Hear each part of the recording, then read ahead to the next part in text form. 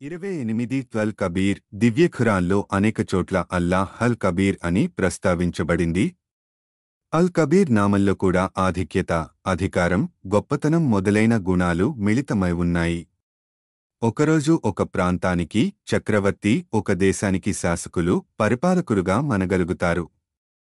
కాని అల్లాహ్ అల్ కబీర్ మన శ్వాసకే కాదు, ఈ విశ్వం మొత్తానికే అధినేత, శాసకుడు, పాలకుడు, పోషకుడు.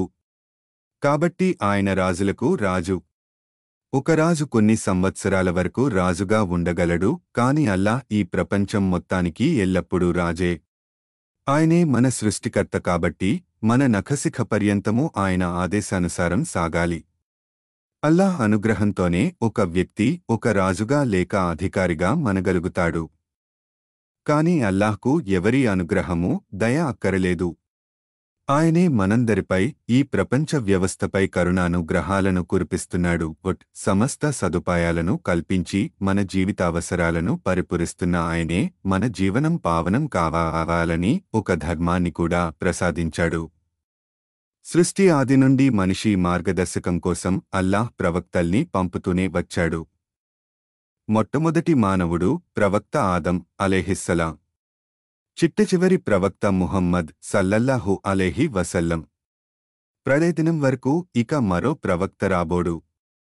ముహమ్మద్ సల్లల్లాహు అలైహి వసల్లం ప్రవక్తతోనే ప్రవక్తల రాక ముగిసింది. కాబట్టి ప్రపంచ మానవాళి అంతా ఆ ప్రవక్త సల్లల్లాహు అలైహి వసల్లం అనుసరించి చూపిన మార్గానుసారం నడుచుకోవటంలోనే అన్ని విధాల శ్రేయోదాయకం. మన మేలుకోరి మనపై దయజూపే మనకోసం ప్రవక్త ముహమ్మద్ సల్లల్లాహు అలైహి వసల్లం ను ప్రభవింపజేశాడు ఆ దాత, విధాత.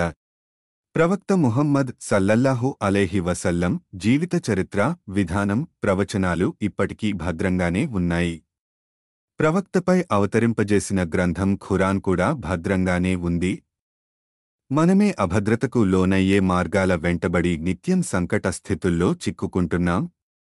ప్రతి మనిషి తన ఆలోచనాల్తో చూసి తన పుట్టుకకు గిట్టుటకు కారకుడైన ఆ స్వామి చూపిన మార్గాన్ని పట్టుకుంటే జీవితం ధన్యమైపోతుంది, లేకుంటే మన్యమై మిగులుతుంది.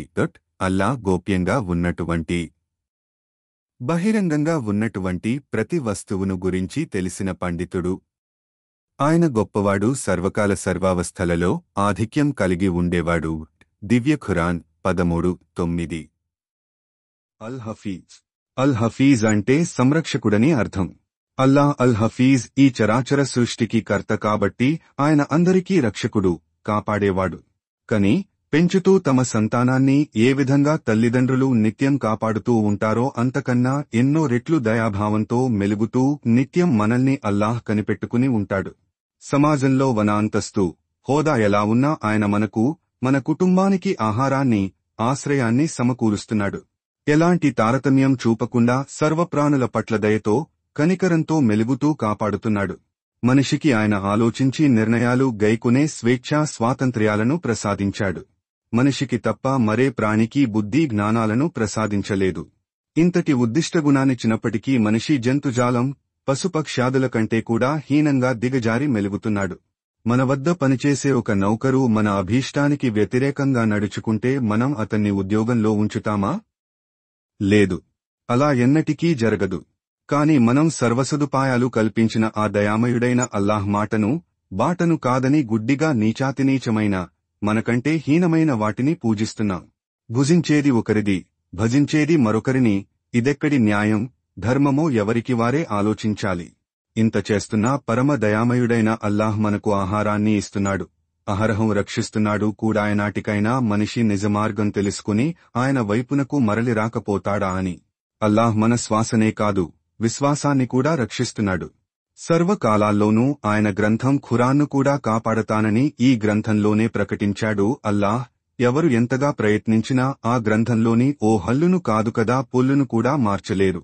అలాగే ప్రవక్త ముహమ్మద్ సల్లల్లాహు అలైహి వసల్లం ని కూడా అల్లాహ్ అన్నివేళలా కాపాడాడు. అల్లాహ్ చూపిన బాటపై నడుస్తూ ఆయన మాటనే ప్రపంచ ప్రజలందరి వరకు చేరవేసిన ప్రవక్త సల్లల్లాహు అలైహి వసల్లం పై కష్టాల కడగండ్లు విరుచుకుపడ్డాయి. కాని అల్లాహ్ ప్రతి కష్టకాలంలోనూ ప్రవక్త సల్లల్లాహు అలైహి వసల్లం కు రక్షకుడుగా నిలిచాడు. పుట్టుక రీత్యా ప్రతి మనిషి ముస్లిమే. కాని వారి కుటుంబం, పరిస్థితుల ప్రభావం కారణంగా నిజమైన మార్గానికి దూరమవుతున్నాడు. అయినా అల్లాహ్ ప్రతి మనిషికి ఏదో ఒక సమయంలో, సందర్భంలో నిజమైన మార్గాన్ని చూపిస్తూనే ఉన్నాడు, ఎప్పటికైనా ఇస్లాం వైపునకు మరలివస్తాడనే ఆశతో. ఇదంతా మనల్ని నరక జ్వాలల నుండి కాపాడాలనే కదా ఆయన తాపత్రయం. అల్లాహు మీరు ఏమాత్రం హాని చేయలేరు. నిశ్చయంగా నా ప్రభువు ప్రతి వస్తువును కనిపెట్టి ఉంటాడు. దివ్య ఖురాన్ 57